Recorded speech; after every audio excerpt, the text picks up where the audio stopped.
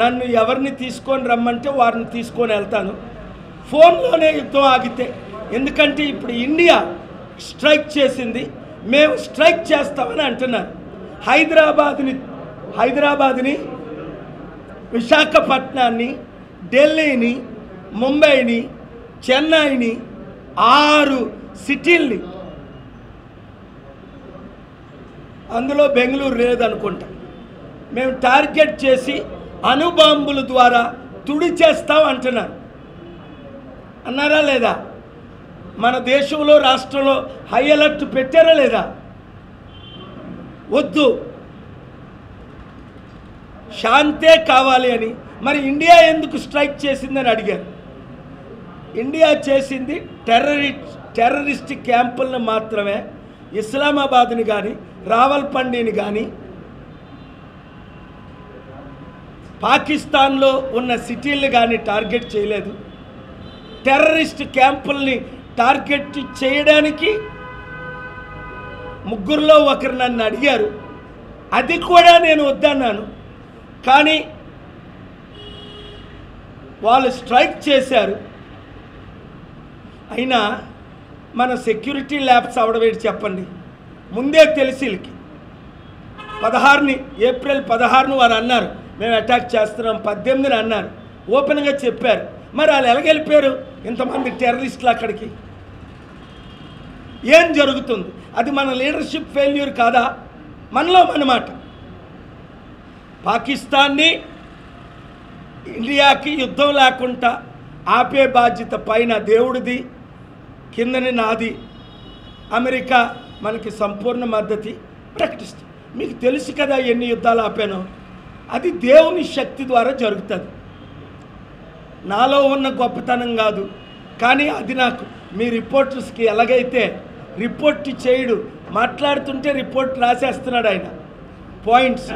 అద్భుతంగా ఈయన ఇక్కడ మీకు ఇంత టాలెంట్ రిపోర్టింగ్లో ఎలాగొచ్చిందో ఆ Indian express, times of India, Deccan Chronicle కూడా అలాగొచ్చింటే బాగుంది. వాళ్ళు కూడా ఫ్రంట్ పేజ్, సెకండ్ పేజ్లో ఇచ్చినా బాగుంది. 11th పేజీలో 6 అంగుళాలు ఇస్తున్నారు.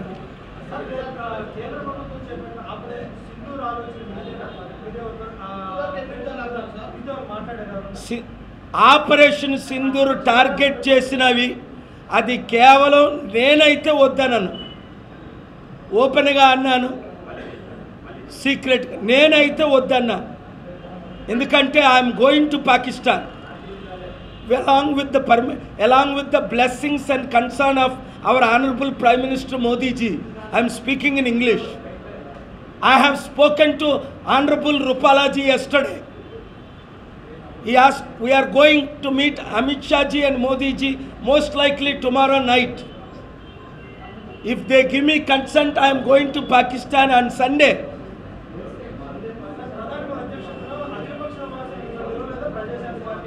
వీళ్ళు వార్మోంగర్స్ను పిలుస్తారు, వాళ్ళు ఆయన చెంచాలను పిలుస్తారు. నేను ఆయన చెంచాను కాదు. ఆ స్టాంప్ వేసిన వాళ్ళు పిలుస్తారు.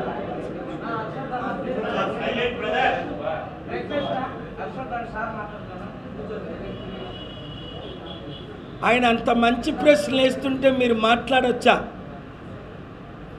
మీరు కూడా ఏమైనా ప్రశ్నలు ఉంటే అడగండి. నాన్ ప్రెస్ వారందరూ దయచేసి సైలెంట్గా ఉండండి. ఓన్లీ ఇది మీడియా కాన్ఫరెన్స్ మాత్రమే. 100% నేను FCRAL తీసుకొస్తాను. మంచి ప్రశ్న అండి. RDTకి ఇప్పటి వరకు ఏ విధంగా మదర్ తెరిసాకి 2021 నవంబర్లో ఢిల్లీ హైకోర్టులో ఫైల్ చేసి అమిత్ షా గారితో మాట్లాడి తిరుపతి టెంపుల్ది కూడా క్యాన్సిల్ చేస్తే కొన్ని వేల మందికి హైకోర్టు ఆర్డర్ ద్వారా 2 వారాలు పొడిగిస్తే ఎలాగైతే నేను FCRAL తీసుకొచ్చానో అలాగా RDTకి నేను FCRA తీసుకొస్తాను. 1 2 దానికి ఇక్కడ ఉన్న బోర్డు మెంబర్స్ నన్ను కలవాలి మీ ద్వారా. ఎంత వేగం కలిస్తే అంత మంచిది. కొన్ని పేపర్స్ నాకు కావాలి. వారు కలిసిన 30 రోజుల్లో FCRA తీసుకొస్తా. ఆర్థికంగా వాళ్ళ FCRAకి నేను డొనేషన్స్ కూడా ఇస్తాను. ఇప్పిస్తాను విదేశాల నుండి. ఎందుకు అంటే మన రాయలసీమ ప్రజలకు చదువు ఫ్రీగా చెప్పారు, మెడికల్ ట్రీట్మెంట్ ఫ్రీగా చేశారు.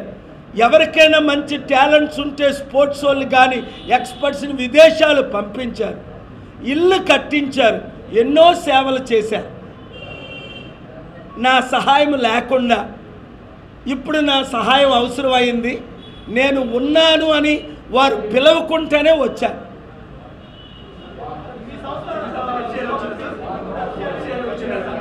మా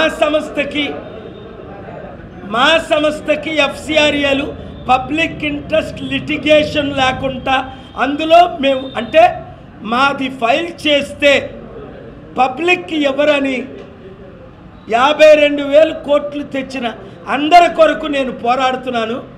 మాది కూడా అతి త్వరలో ఎఫ్సిఆర్ఏలు తెచ్చుకుంటాం.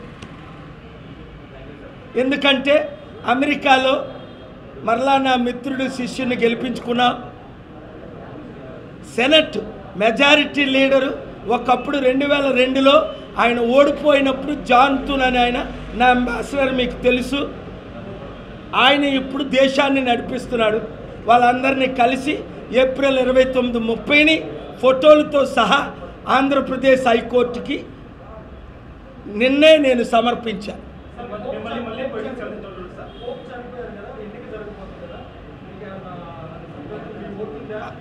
అది కేవలం 120 మంది కార్డినల్సే దానికి ఓట్లు వేస్తారు.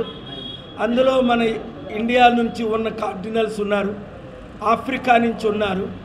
నాకు తెలిసి అయితే మన ఇండియన్స్కి కానీ ఆఫ్రికన్స్కి కానీ ఎవరు మరలా తెల్లోళ్ళకే ఇచ్చుకుంటారు.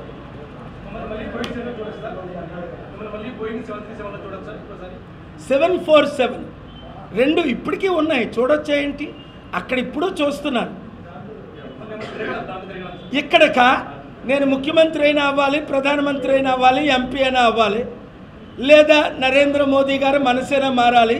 ఇగో నా శిష్యుడు కొడుకే కదా ఇప్పుడు ఏవియేషన్ మినిస్టర్, ఎర్రంనాయుడు కొడుకు, 30 సంవత్సరాల శిష్యుడైన కొడుకు. చిన్నప్పుడు పిల్లల్ని ఆడుకున్నాను, కొడుకుని కూతుర్ని, ఎర్రంనాయుడు కొడుకు కూతుర్ని అనేక సార్లు నా దగ్గర తీసుకొచ్చారు బ్లెస్సింగ్కి. ఆయన ఏవియేషన్ మినిస్టర్. ఆయన అనుకుంటే మరి మోదీ పర్మిషన్ ఇస్తే 30 రోజుల్లో మరలా నా 747 ఇక్కడికి వస్తుంది, ఎక్కువైతే 60 రోజుల్లో. వాళ్ళు పర్మిషన్ ఇవ్వట్లా. అంతకీ ఎందుకు? అదానీ అంబానీలకి 15 లక్షల కోట్లు రుణమాఫీ బిలియనర్స్కి, నన్నేమో 30 కోట్లు ట్యాక్స్ కట్టమంటున్నారు చారిటీలకి. అదే అడిగాను నేను కోర్టులో, ఇది న్యాయమా అంటే మీరు కంటెంప్ట్ అంటాడు ఒకడు.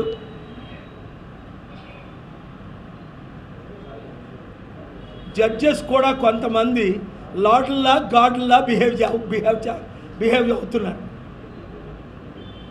తగ్గేదేలే. ఏం చేసుకుంటావు? జైల్లో పెట్టుకో, కంటెంప్ట్ అంటే ఫైన్ వేసుకో.